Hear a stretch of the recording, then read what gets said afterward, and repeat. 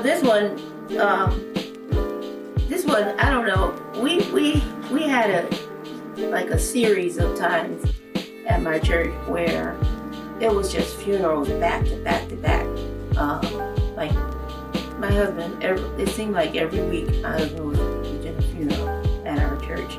We were losing so many people all at the same time. But this one gentleman passed away, and it really, really affected our church.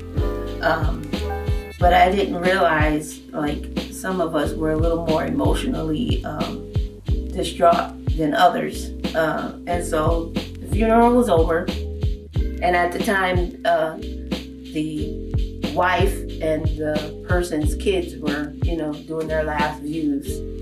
And the wife leaves, she's pretty emotional, but she's not, like over dramatic or anything. She's just crying. She's really, bawling a lot. And they walked her out. And a few of us was just lingering around talking. And I had my back turned. I'm making, doing my last views. And all of a sudden, I hear, "Ah! Get her off of me!"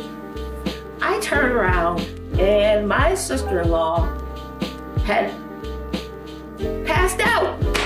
Decided that she was going to faint over this death. And not only did she pass out, she passed out on top of her sister, who is probably this big.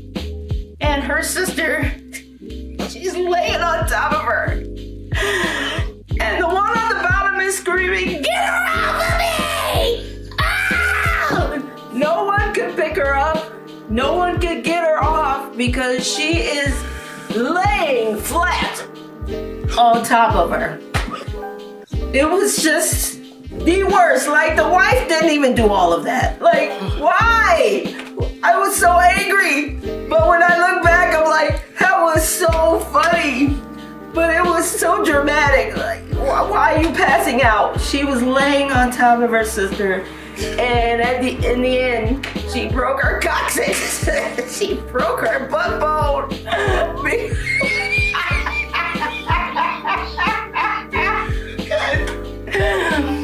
Because the woman was laying on top of her. So, that's my church kid story.